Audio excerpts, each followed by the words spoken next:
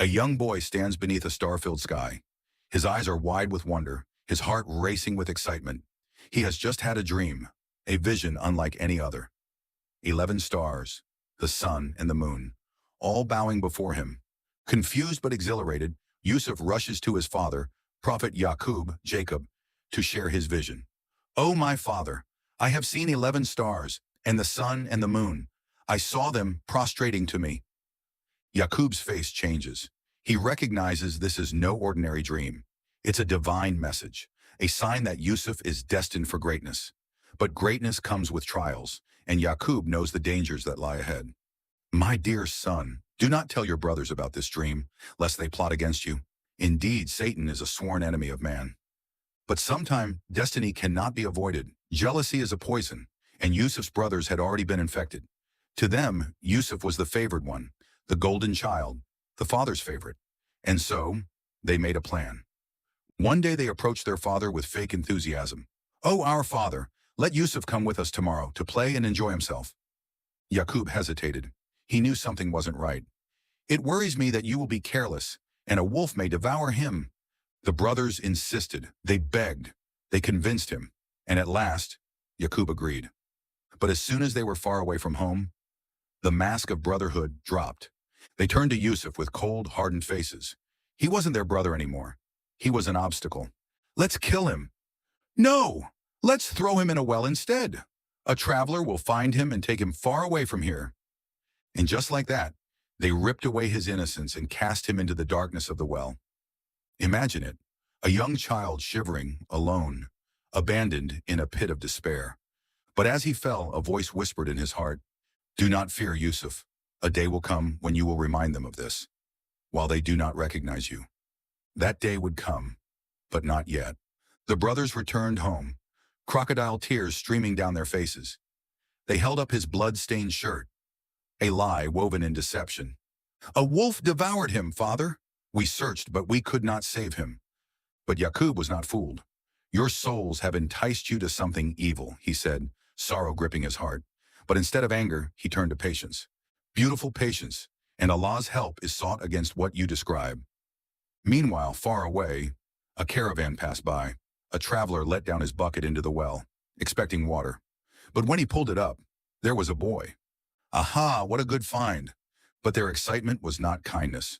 To them, Yusuf was a product, a slave to be sold. They took him to Egypt, a land of great wealth and power, and sold him for a few silver coins. A powerful Egyptian minister, known as Al-Aziz, bought him, sensing something special in the boy. "Take care of him," he told his wife. "Perhaps he will benefit us, or we may adopt him as a son." Yusuf grew into a man of striking beauty and noble character, and soon his greatest test arrived. The minister's wife, Zuleika, had been watching Yusuf. His presence stirred something in her heart, and one day, she locked the doors. "No one will know," she whispered. But Yusuf was a man of faith, a man of integrity. He ran, she chased, she grabbed him, tearing his shirt from behind. Just then, the doors burst open. The minister stood before them. "What is the punishment for someone who intends evil toward your wife?" she cried. "Prison." But Allah exposed the truth. A witness in the house spoke. "If his shirt is torn from the front, she is telling the truth. But if it is torn from behind, then she is lying." His shirt was torn from behind. Zuleika was guilty. Yet instead of justice, Yusuf was imprisoned. Once again, innocence was his crime. But Yusuf did not waste his time in prison. He became a guide, a mentor, a man of wisdom. One day, two inmates approached him with dreams. One said, "I dreamt I was pressing wine." The other said, "I dreamt I was carrying bread on my head, and birds were eating from it." Yusuf interpreted them both. "One of you will be freed and serve the king. The other will be executed." To the freed prisoner, he made a request. "Mention me to the king." But the man forgot. Years passed, until the king had a dream. 7 fat cows, devoured by 7 thin cows, and 7 green grains, followed by 7 dry ones. None could explain it, and at last the forgotten prisoner was remembered. "Yusuf, the king needs you." And so Yusuf interpreted the dream. Egypt will have 7 years of prosperity, followed by 7 years of famine. Save your grain during the good years, so the land may survive the bad years.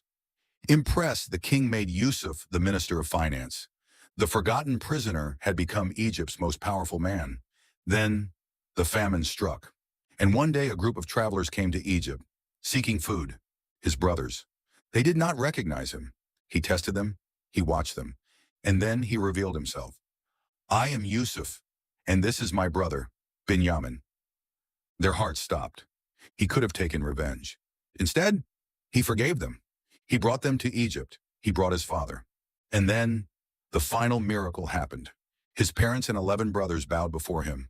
And at that moment, his childhood dream came true. Father, this is the fulfillment of my dream. The boy who was thrown into a well had risen to rule Egypt. Betrayal, slavery, imprisonment, yet Yusuf never lost faith. This story teaches us that patience and trust in Allah lead to the greatest of victories. If you found this story inspiring, hit like, subscribe for more amazing Islamic content, and comment your biggest lesson from Surah Yusuf.